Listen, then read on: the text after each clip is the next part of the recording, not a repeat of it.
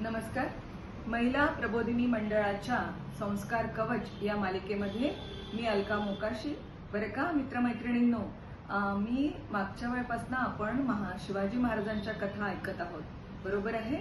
आपले 2 भाग झालेले आहे आणि दुसऱ्या भागामध्ये आपण काय बघितलं होतं की अकबर म्हणजे दिल्लीचा बादशहा अकबर याचा मुलगा सलीम जहांगीर याने काय केलं की दख्खनचा भाग जिंकण्यासाठी त्याने आपल्या फौजा तिथे वारंवार पाठवल्या आणि त्या फौजा वारंवार पाठवल्यामुळे काय झालं की निजामशाही दबघाईस आली होती आणि निजामशाहीचा जो वजीर होता, जो मलिक अंबर, तो फार चाणाक्ष होता, हुशार होता आणि त्यामुळे ती निजामशाही कशी तरी त्याच्यामुळे तगधरून होती. पण मग पुढे त्यांनी काय केलं, आणखीनच म्हणजे संपुष्टातच आली होती आणि जहांगीरने तर विडाच उचलला होता निजामशाहीला संपवण्यासाठी.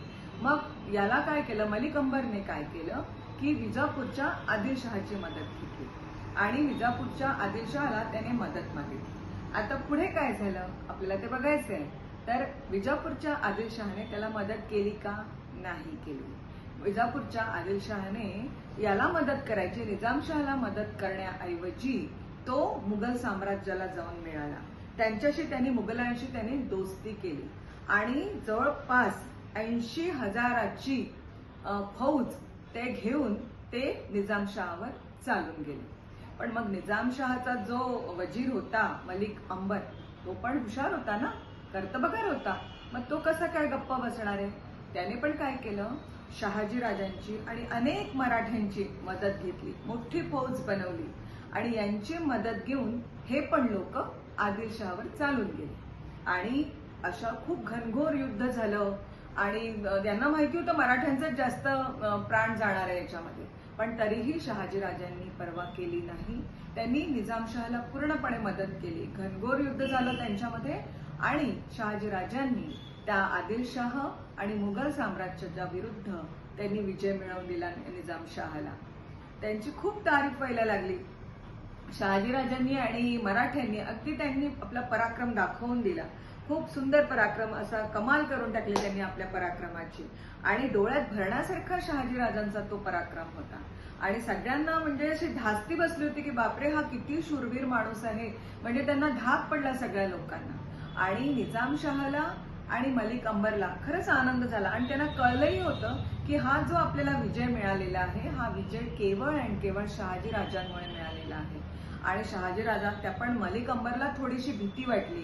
त्याला वाटले की हा आता आपण आपल्या पुढे जाणार. त्यांना त्याच्याबद्दल असूया मनात यायला लागली, त्यांना राग यायला लागला होता आणि त्यामुळे काय निजामशहाला तर खूप कौतुक वाटत होतं. निजामशहाला शहाजीराजे आवडतात हे त्याला कळल्याबरोबर त्याच्या मनात खूप असूया निर्माण झाली आणि तो शहाजीराजांना खूप त्रास द्यायला लागला होता आणि मग शहाजीराजे पण कंटाळून गेले. त्यांनी इतका पराक्रम गाजवला, चौफेर त्यांची अगदी म्हणजे तारीफ होत होती.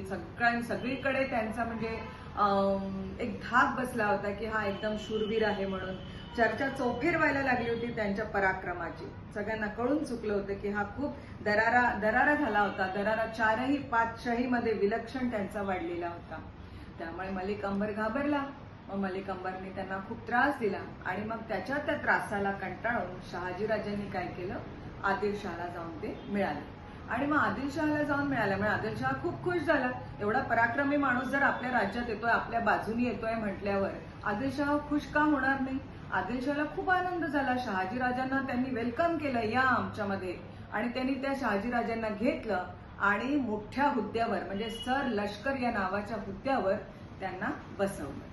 अशा प्रकारे शहाजीराजांचा पराक्रम सगळ्यांच्या डोळ्यात आला आणि दिसून पडला आणि शिवाजी महाराजांचे आणि अशा शूरवीर पुरुषाच्या पोटी शिवाजी महाराजांसारखा सूर्य जन्माला येणार नाही का? तर आता आपण पुढची कथा पुढच्या भागामध्ये बघू आणि तोपर्यंत हा भाग तुम्ही परत पाहत राहा, लक्षात ठेवा आणि तोपर्यंत टाटा.